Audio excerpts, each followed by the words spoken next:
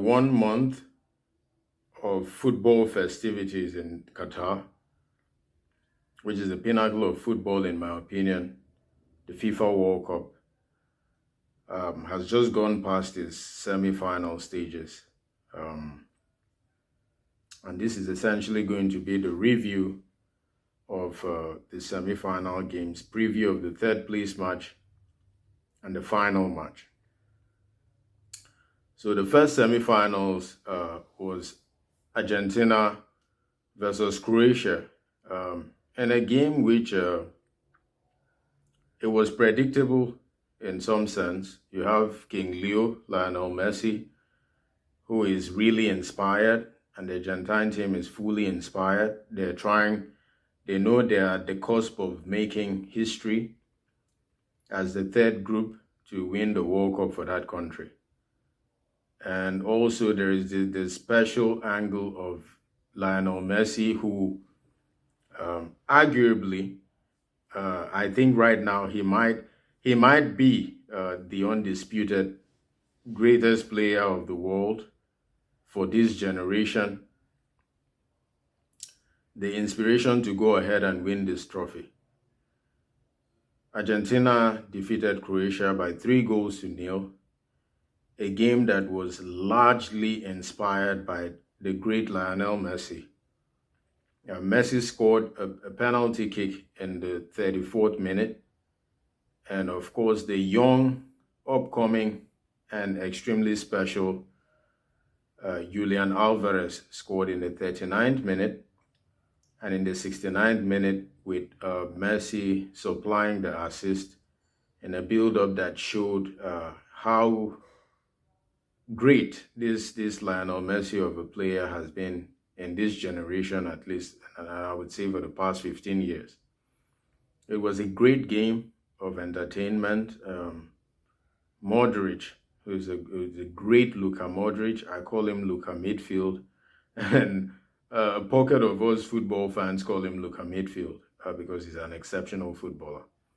But Modric and the army were not enough to topple Argentina, who at this point, with the 4 teams left in the semi-finals, in my opinion, are the strongest team. So Argentina dispatched Croatia with consummate ease. It wasn't really a difficult game. It was just a question of how many Argentina are going to score at some point in that game.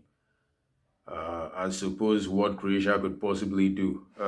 Croatia had the luxury of composure and maturity on the ball. The build-up was excellent. But when the ball got to the final third, that was what truly separated them from Argentina. If you also consider the balance of play up to about that 34th minute when Messi scored a penalty kick. Penalty kick, which I think, based on the laws of the game, well, it's a penalty. But it was a soft one when you have to drill down realistically. But, football is about laws. And that's about it. Argentina were the better side on the day. They were a very powerful team on the day and literally dispatched Argentina. It's almost based on experience, talent level. You couldn't really compare. Nobody could touch Modric, but you can't play 1 against 11, pretty much. He did what he could do. Croatia played well. They didn't play badly, but when it got to that final third, they were toothless. So Argentina dispatched Croatia easily. Second semi-finals, France versus Morocco. And at this point, I did predict that Morocco would win by 2 goals. But yeah, an African kid can wish and hope. But just beyond wishes and hope, I think the Moroccan team, they deserve to be where they are. This semi-final hasn't been a fluke getting to this stage of the tournament. They dispatched Spain. They dispatched Portugal. Why not? Give it a push. But I think one good thing about the Moroccan team is the substitutes don't make them weaker. But on the day, I think the three players that were injured were missed. Um, but it was a good fairy tale. Good fairy tale. I was heartbroken, to be honest, just because of the whole uh, natural or inevitable attachment that I have with the Moroccan team as an African. I think this was long overdue, but it was just beautiful to be able to experience it from a Moroccan team that really merited where they were at the point in time in that tournament.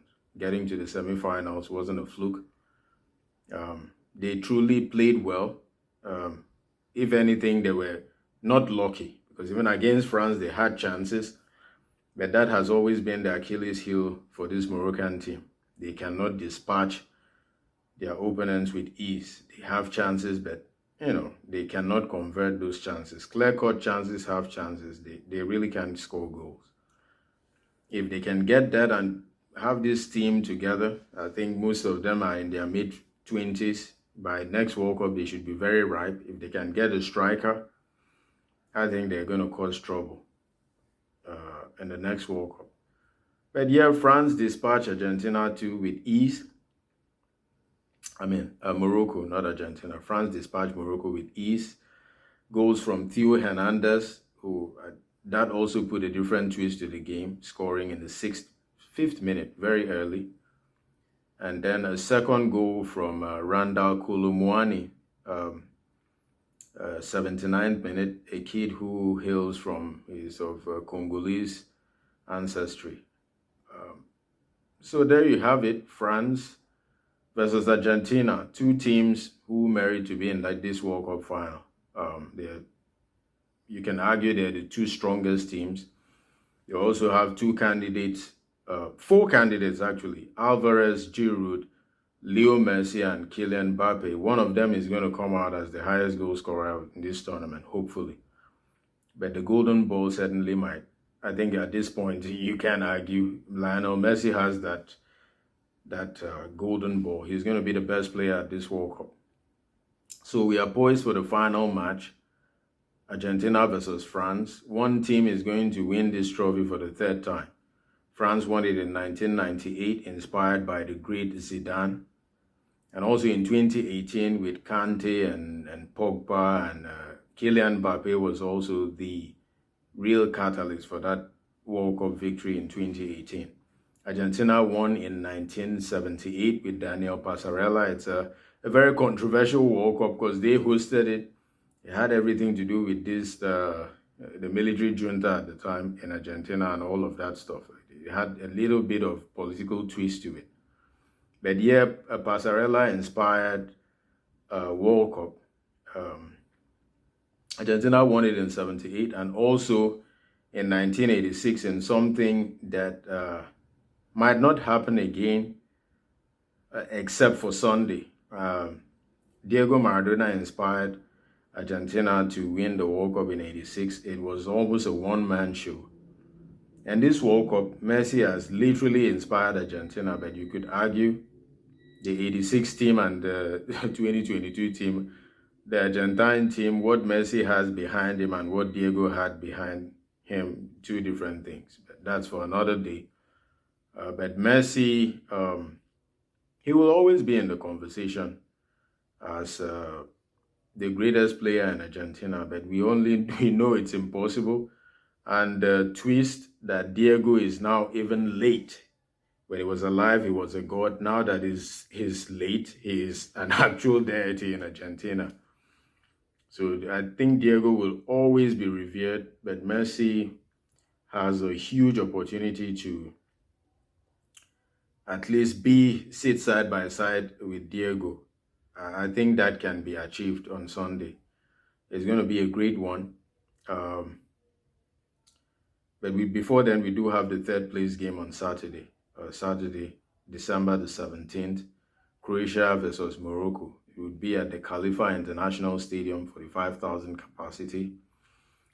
This game will be played 15 hours GMT. So tune in for that game. It's going to be a good game, third place match. Africa might have its first decoration at the World Cup. And the final match is on Sunday, 15 hours GMT, heavyweight title bout, Argentina versus France, Lusail Stadium, 80,000 capacity. Like I said, the World Cup is every 4 years. The World Cup final match is also every 4 years. So tune in. We are going to be entertaining. It's going to be an epic clash between France and Argentina. Predictions, most people think Argentina will win it outrightly because of Leo Messi.